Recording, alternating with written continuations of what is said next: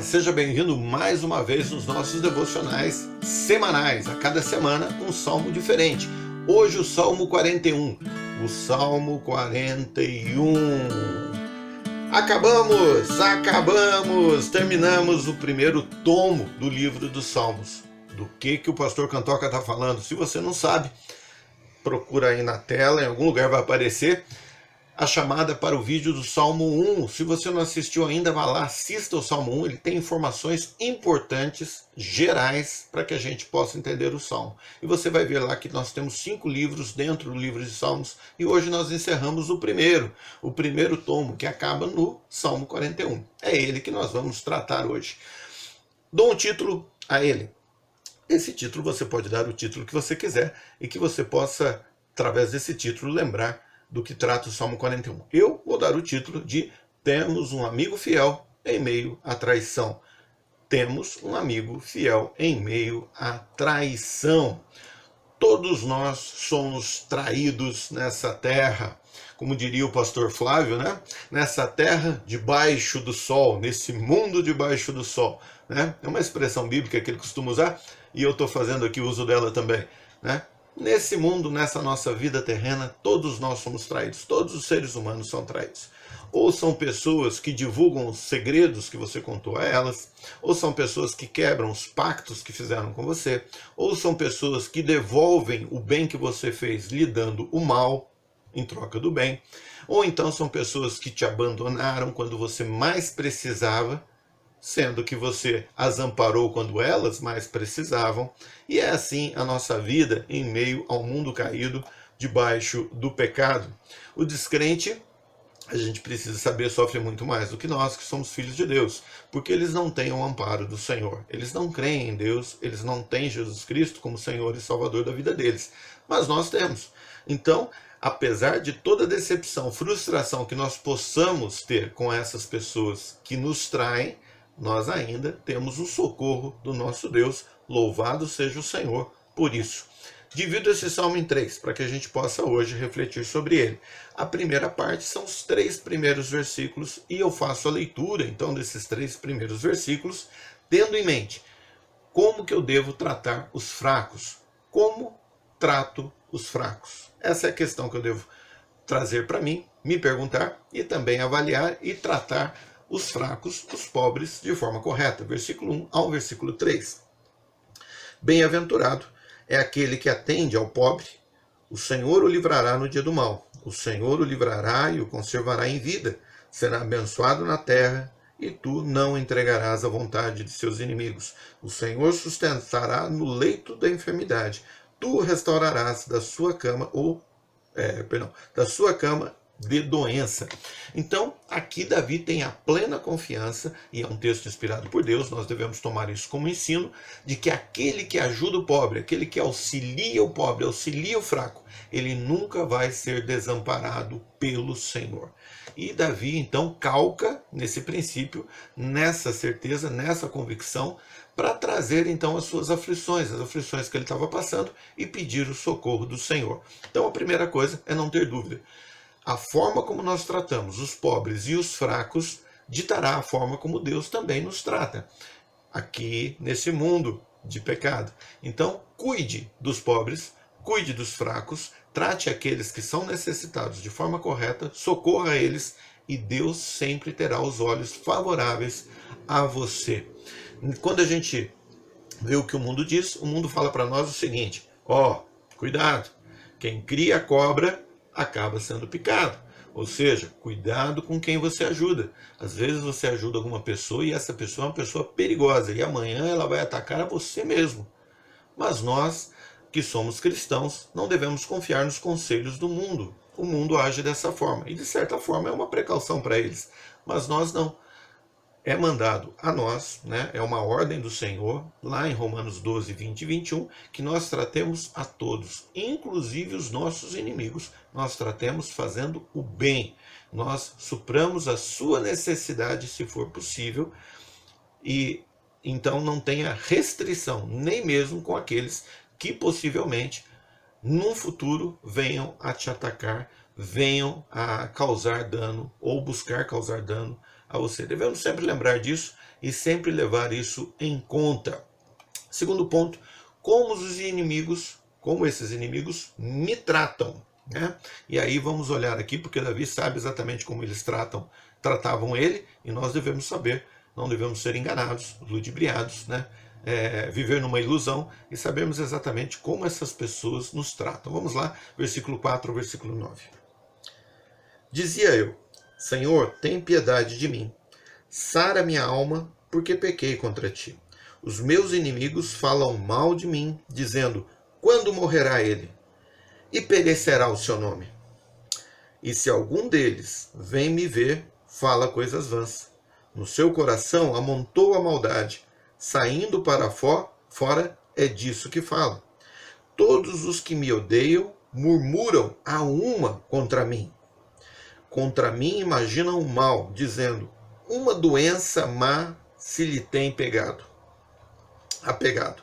E agora que está deitado, não se levantará mais. Até o meu próprio amigo íntimo, em quem eu tanto confiava, que comia do meu pão, levantou contra mim o seu calcanhar. Deu um coice, né? Levantou o seu calcanhar. Os inimigos querem nos destruir, irmão. E não pense que você não tem. Você tem. Todos nós temos inimigos, ainda que nós não os vejamos ou eles não tenham ainda se declarado. Eles querem nos arruinar, eles querem nos destruir, e não se assuste. Eles querem muitas vezes que a gente morra, que a gente fique doente, que a gente não levante da cama. Aqui me parece Davi, quando ele trata no versículo 4, de que ele estava ali talvez sofrendo uma disciplina do Senhor, em razão de um pecado, ele estava doente, e naquele momento ele viu exatamente quem eram os amigos e quem eram os inimigos. E muitas vezes é isso que acontece. Você está caído ali, você está ferido, seja por uma perseguição injusta, ou seja mesmo por um pecado teu, você sofrendo uma disciplina, e naquele momento em que você está ferido, que você está debilitado, as pessoas cercam você e querem te derrubar. Ali aparecem os reais inimigos e os verdadeiros amigos também, né? Então, aqui ele diz: como exatamente esses inimigos agem? Existem inimigos íntimos, irmãos, inimigos próximos de nós, inimigos que estão ao nosso redor, que convivem conosco constantemente, né? E nós não devemos nos enganar. Esses inimigos íntimos, eles existem, né? Já teve crente próximo de mim, pasme, né? Próximo de mim, que trabalhava junto comigo num determinado ministério, numa determinada instituição, que com todas as letras chegou para mim e disse o seguinte: eu quis te matar. Eu quis te matar, eu queria que você morresse e eu quis te matar, porque você revelou um pecado meu. Eu já ouvi isso, já teve disso, né? Então, são essas as situações que nós vivemos. Temos inimigos íntimos, muito próximos de nós, né? É aquele ditado, né? Quem cria cobra tem que tomar cuidado porque vai se picar. Mas nós devemos atender e favorecer a todos, que é o que a Bíblia nos ensina. Existem até os nossos inimigos. Existem também os inimigos sociais, ou seja, são aqueles que não estão no nosso círculo mais íntimo, mas estão vivendo próximos de nós, né? Tem uma vida nas áreas que nós vivemos, mas não são tão próximos assim da gente. São próximos, mas não são muito próximos, né? Você entendeu? Então, essas pessoas, não se engane, também elas existem, muitas vezes elas ainda não apareceram, mas vão aparecer. E esses inimigos que estão um pouquinho mais distantes, eles não vacilarão em se associar aos inimigos mais próximos de você. Eles se juntarão, aqui como diz o texto, a uma eles vão resmungar, murmurar, reclamar, se juntar para ir contra você. Nós encontramos isso na Bíblia muito claramente na traição de Aitofel com relação a Davi. Talvez até esse salmo tenha sido escrito nessa situação, né, nesse momento. Aitofel era um conselheiro próximo de Davi. E ele se junta a Absalão, que era filho de Davi. Para quê? Para derrubar e matar Davi. Então veja a traição desse homem de Aitofel, né? Você vai encontrar lá em 2 Samuel 17 a história dele. E também uma outra história muito conhecida, a história de Judas, né? Foi chamado pelo Senhor Jesus Cristo, foi amparado pelo Senhor Jesus, foi ensinado pelo Senhor Jesus, estava convivendo dia a dia com o Senhor Jesus, e ele se associa aos maus sacerdotes de sua época, e em troco de dinheiro ele entrega, ele trai o Senhor Jesus Cristo, o que faz com que Jesus trilhe então ali o caminho para a morte. Lógico, estava no plano de Deus, mas Judas tem sim a responsabilidade pelo seu pecado. E ele traiu estando no círculo mais próximo de Jesus, se associando aos sacerdotes, que eram inimigos sociais, faziam parte de uma mesma sociedade, mas tinham uma distância maior do Senhor Jesus Cristo. Duas histórias muito claras, essa última de Judas você pode encontrar em Mateus 26 e Mateus 27. Por último, terceiro ponto, nós vamos então aqui para o versículo 10 e versículo 12. Como Deus me trata. Então, como eu trato os fracos, como os inimigos me tratam, e agora como que Deus me trata, né? Como que Deus te trata a você nessa situação. Versículo 10, versículo 12. Porém tu, Senhor, tem piedade de mim.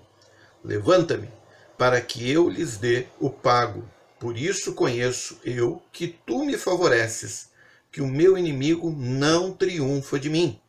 Quanto a mim, tu me sustentas na minha sinceridade e me puseste diante da tua face para sempre. Aqui está o amigo fiel. Então, não interessa inimigos sociais, não interessa que tenhamos inimigos íntimos. O que interessa é que nós obedeçamos a Deus, auxiliemos o pobre e o fraco, e sempre teremos um amigo fiel ao nosso lado, que é o nosso Deus, que terá piedade de nós, que nos favorecerá diante dos nossos inimigos, sejam lá quem for, e nos sustentará em nossa sinceridade. Então, irmão, minha irmã, seja sincero, obedeça a Deus, sempre favoreça com justiça os fracos, aqueles que são pobres, e Deus nunca lhe desamparará. Sempre será aquele amigo fiel ao nosso lado. Quando eu falo isso, o que me resta agora com relação a esse salmo é o louvor que existe no versículo 13, escrito por Davi, encerrando esse primeiro livro. Nós sabemos, você já assistiu o vídeo do Salmo 1, que cada livro encerra com uma doxologia, com uma ação de graça diante do Senhor. E é isso que nós vamos ler encerrando esse salmo, versículo 13. Bendito seja o Senhor. Bendito seja o Senhor Deus de Israel, de século em século. Amém e amém. Que Deus te dê uma boa semana, meu irmão. Semana que eu digo agora, de quinta, né? Hoje é quinta, até quinta-feira que vem, né? Então que te dê aí esses dias com alegria, com a bênção do Senhor, com a graça do Senhor sobre a sua vida.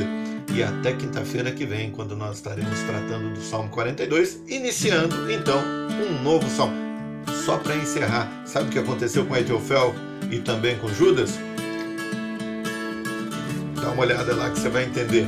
Um abração, Deus abençoe.